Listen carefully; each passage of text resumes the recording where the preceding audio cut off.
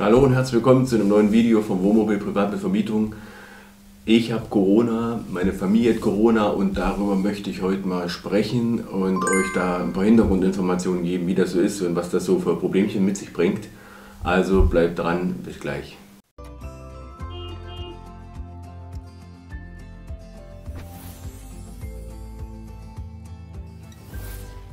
Ja, schön, dass du dabei bist. Normalerweise geht es ja auf dem Kanal ums Campen, ums Amortisieren vom Wohnmobil, ums kostenlos kaufen können von Reisemobilen oder Campern durch die Vermietung. Heute möchte ich mal über meine Corona-Infektion sprechen, da ich mitbekommen habe, dass selbst wenn die Leute was haben, es man vielleicht gar nicht so mitbekommt oder nur am Rande hört im Nachhinein. Es wird irgendwie offiziell nicht so richtig kundgetan. Warum auch immer, die Leute schämen sich dafür. Und deswegen wollte ich heute einfach mal drüber reden, wie es sich anfühlt, was da mit so rumkommt, was man vielleicht beachten kann, weil ist klar, in dem Moment, wo man es hat, beschäftigt man sich natürlich damit. Also grundsätzlich ist die Situation jetzt so, dass ich es habe, meine Frau hat es auch und eins meiner Kinder hat es, das andere Kind hat es schon, der ist schon wieder frei getestet. Grundsätzlich vom Gefühl muss ich sagen, ich habe leichte Symptome wie Schnupfen, Naselaufen. Was bei mir stark ist, ist, dass ich seit 4 Tagen keinen Geschmack habe und keinen Geruchssinn. Das habe ich bei Erkältung aber manchmal normalerweise auch. Ja? Das aber nicht so lange. Ne? Und, aber ansonsten vom Schlechtfühlen ist es alles noch okay, wie ein Schnupfen, sage ich mal. Nicht wie eine Grippe, wie ein Schnupfen. Bei meiner Frau war es ein bisschen stärker, die hatte auch ein bisschen dieses Schlappheitsgeschichten und so. Allerdings hatte keiner von uns irgendwelche Lungenprobleme oder Atemprobleme, was ja wirklich die große Sorge bei der ganzen Geschichte ist. Meine Kleine hat es jetzt zuletzt bekommen, die hatte dann auch dementsprechend Fieber und hat auch einmal erbrochen oder was, aber alles im Rahmen. Ne? Und mein Junge, der es zuerst bekommen hat, der hatte auch am ersten Tag starke Kopfschmerzen und Schlappheit und so, auch Fieber. Der konnte erst gar nicht aufstehen, der lag auf der Erde, aber aufgrund von Kopfschmerzen. Und, aber maximal normal Grippe ähnlich, keine Lungenprobleme. Also alles in allem bei uns relativ glimpflich die ganze Geschichte. Auch so, was ich im Bekanntenkreis gehört habe, die allermeisten zum Glück glimpflich und merken teilweise gar nichts und teilweise schnupfenähnliche Symptome.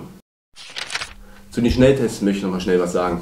Ich habe da natürlich jetzt in letzter Zeit unheimlich viele Schnelltests gekauft und benötigt, denn wenn ihr natürlich positiv seid, einer von euch positiv ist oder eine Kontaktperson positiv war und ihr jetzt denkt, kriege ich jetzt was, habe ich jetzt schon was, dann braucht man unheimlich viele Tests. Ne? Ich verlinke euch mal unten den ich jetzt für mich dort rausgesucht habe, da habe ich auch unheimlich viele schon von bestellt, habe ich damit beschäftigt, also Preis, Leistung passt da, das ist der günstigste sozusagen, den man im Pack so kaufen kann.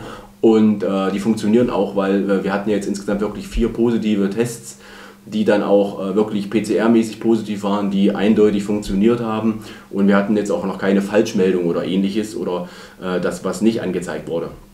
Die kann ich euch empfehlen, packe ich euch mal in die Beschreibung, verlinke ich mal. Also wenn ihr wirklich dann was habt oder eine Kontaktperson habt, dann braucht ihr unheimlich viel davon. Weil ihr natürlich selber euch abchecken wollt, eigentlich täglich ist es jetzt da. Es geht auch darum, was man dann in dem Moment das merkt, man merkt, okay, ich werde es sehr wahrscheinlich bekommen, mein Kind hat es, ich kümmere mich um das Kind und dass ich negativ bleibe auf Dauer oder es nicht bekomme, ist sehr unwahrscheinlich, weil es geht eigentlich immer durch die Familien durch und dann denkt man eigentlich, ich brauche täglich einen Test, weil ich will sofort in dem Moment, wo ich positiv werde, möchte ich sehen und möchte zum PCR-Test fahren, damit meine Quarantäne heute beginnt und nicht erst, wenn ich ja, sage mal, alle 3 Tage nur einen Test mache, dann ist das positiv, aber ich habe schon ein paar Tage, was davon unabhängig ist, klar, ich sollte auch nicht rausgehen, ich sollte mich auch täglich testen, damit ich nicht jemanden anders infiziere, damit ich Quarantänebeginn habe, aber auch für eure Quarantänebefreiung ist es natürlich wichtig, dass ihr schnell wie möglich die Tests habt und die Ergebnisse habt und den PCR-Test machen könnt, weil ihr sonst natürlich das alles noch nach hinten verschiebt. Also wenn jemand in der Familie es hat, dann sollten eigentlich alle anderen täglich früh einen Test machen. Erstens, damit ihr nicht mehr als wirklich Ansteckende, weil ihr es schon habt, rausgeht und es nicht mitbekommen habt, dass ihr eigentlich Quarantäne hättet. Und zweitens, dass eure eigentliche Quarantäne, weil ihr dann vielleicht positiv seid, sofort beginnt und nicht, dass alles sich noch nach hinten verzieht, weil ihr kriegt ja mit, das ist so ein bisschen das große Thema nebenbei, dass sich die Quarantäne in der Familie dann wirklich hinzieht und ganz viele dann zu Hause bleiben müssen. Frau oder Mann müssen dann auch zu Hause bleiben, einer von beiden, weil die Kinder Quarantäne haben, also das zieht sich. Ne? Also die Tests kann ich empfehlen, wer da welche braucht, ja, bestellt ihr euch. Ne? Vom Ablauf her war es bei uns so, und das ist meiner Meinung nach nochmal wichtig, dass ich das mitteile, diese Quarantäneverpflichtung und die Zeiträume, die passen meiner Meinung nach nicht ganz so. Und zwar hat unser Junge es bekommen wahrscheinlich von einem anderen Kind, wo die Familie es hatte, er aber danach, also das Kind danach, schon wieder raus durfte und quarantänefrei war. Weil die Schnelltests, oder man kann sich ja ein Schulkind nach 5 Tagen freitesten. Und wenn das Kind zum Beispiel bei der Familie zu Hause ist und die Familie ist positiv, das Kind bekommt aber nichts, dann kann das Kind natürlich weiter, also nach einer Zeit X, Quarantäne und so weiter, wieder los. Und wenn die Infektion aber bei dem Kind erst später rauskommt, ja, zum Beispiel die Eltern können sich ja nach 7 Tagen freitesten. Und wenn natürlich dann die Eltern freigetestet sind, dann kann das Kind auch wieder los, weil es ist ja keiner mehr in Quarantäne. Wenn das Kind aber sich bei den Eltern am, ich sag mal, 3. oder 4. Tag in der Quarantäne angesteckt hat, dann sind es ja nur 3 oder 4 Tage, wo das Kind noch Quarantäne hat, Kontaktquarantäne. Und wenn es natürlich am 6. Tag oder 7. Tag bei dem Kind erst rauskommt, dann sitzt das schon wieder in der Schule und dann ist plötzlich der Schnelltest positiv, obwohl das Kind schon wieder 3 Tage in der Schule war. Ja? Und wir gehen ja sehr stark davon aus, dass das Kind, bevor der Schnelltest kommt, auch schon ansteckend ist. Spätestens in dem Moment, an dem Tag, wo es in der Schule sitzt und den Test macht, ist es ansteckend. Wir hatten ja ein Kind zu Hause, das hat meinen Jungen angesteckt und der hat dann quasi uns angesteckt und wir weiter.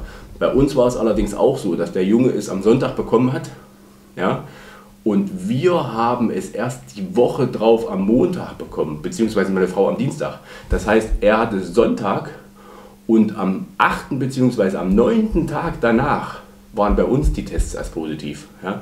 Und da hätte ja der Junge rein theoretisch am 5. Tag, können sich Schulkinder freitesten und dann wäre er schon wieder frei gewesen. Also an einem Freitag, wir wären auch wieder normal unterwegs und meine Frau und ich, wir haben es Montag, Dienstag erst bekommen. Also das passt nicht ganz.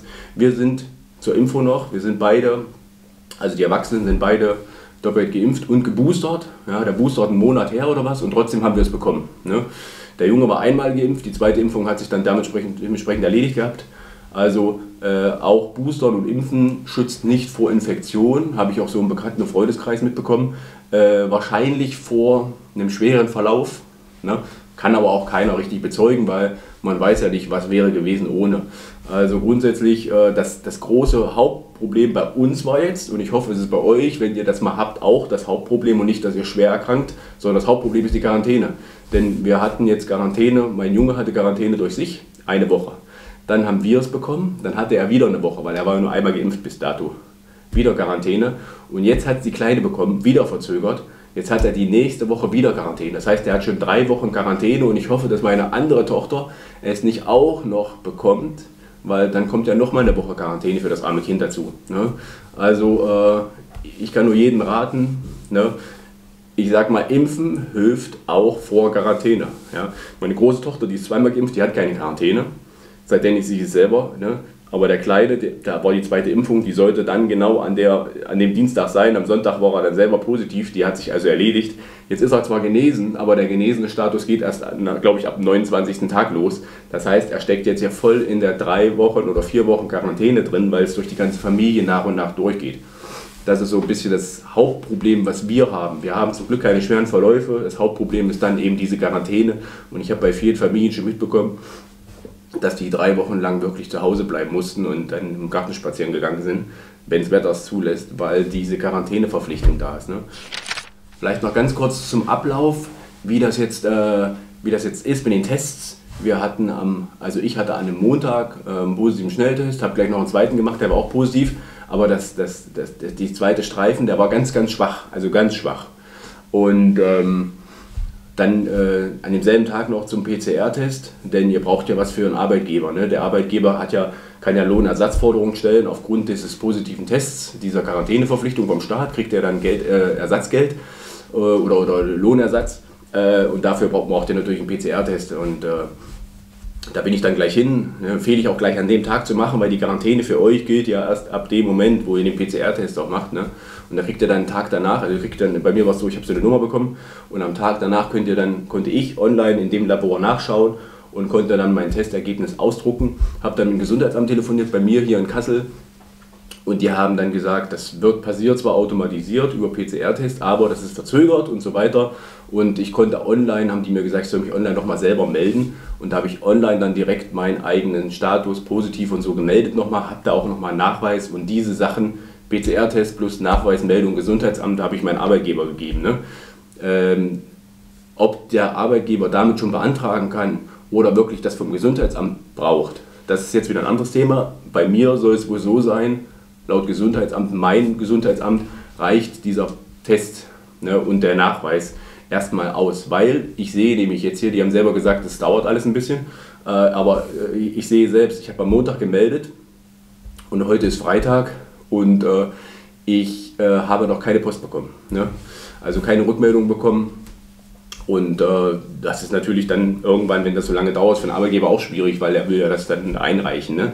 Außerdem noch kurz zur App. Ich habe diese Corona-Warn-App und habe dann versucht, natürlich auch korrekterweise meine Infektion zu melden. Und das ist gar nicht so einfach, denn da kann man nicht einfach, man kriegt keinen Code. Vielleicht bekomme ich vom Gesundheitsamt irgendwann mit der Post, die ich bekomme, den Code zum Scannen. Aber ihr seht, diese Post, die dauert 5 Tage oder mehr. Da bist du schon wieder nicht mehr positiv, ehe du dann eine Meldung geben kannst. Das passt ja nicht. Die Meldung muss ja sofort rein, dass potenzielle Kontaktpersonen, ne, die mit dem Handy bei euch in der Nähe wären, informiert werden. Und also habe ich das gleich am nächsten Tag, wo mein PCR-Test kam, also wirklich der definitive Bestätigung, habe ich versucht, in der App das zu hinterlegen. Und da muss man tatsächlich bei der App, gibt es eine Telefonnummer, da muss man anrufen. Da muss man eine physische, echte Person anrufen, mit der muss man dann alles bequatschen, die Telefonnummer hinterlegen. Man muss dann auch aufs Band bestätigen und so, ne? Datenschutz, alles auf Band sprechen und dann bekommt man muss man die Telefonnummer hinterlegen, dann wird man auflegen, dann wird man zurückgerufen von dieser Person, damit checkt er die Telefonnummer, die Echtheit und dann kriegt man eine Tang-Nummer. Und diese Tang-Nummer, die du dann bekommst, die musst du in die App eintragen und damit hast du ein positives Ergebnis hinterlegt. Also es ist wieder typisch deutsch, dass das nicht digital funktioniert, dass ich keinen Code bekomme, ist irre. Ich muss da tatsächlich jemanden anrufen, da sitzt irgendwo einer und bei jeder einzelnen Meldung positiv, die ins Handy rein muss und ich glaube, da waren gestern 70.000 Positivmeldungen oder was. Ich weiß nicht, ob das für die Woche war oder für den Tag. Aber da muss einer telefonieren, da müssen Telefonate geführt werden, da muss ein Mensch sitzen, der muss auch in dem Moment rangehen können. Also finde ich schon ein bisschen speziell, ist mir aufgefallen. Nur wenn ihr da das mal machen müsst, dann wisst ihr gleich Bescheid. Also das so grob zu den Abläufen. Ja, ich hoffe, ich konnte euch da ein bisschen Einblick geben, dem einen oder anderen vielleicht auch ein bisschen die Sorge nehmen, will nichts verharmlosen, aber meine Situation habt ihr gesehen, wie es ist, was für Probleme auftreten, die man vielleicht gar nicht so auf dem Schirm hat. Ich freue mich, wenn ihr natürlich zukünftig grundsätzlich bei den normalen Videos dabei seid. Normalerweise geht es ja ums Campen, ums Vermieten vom eigenen Wohnmobil, ums Amortisieren, um kostenloses Wohnmobil sich anschaffen zu können.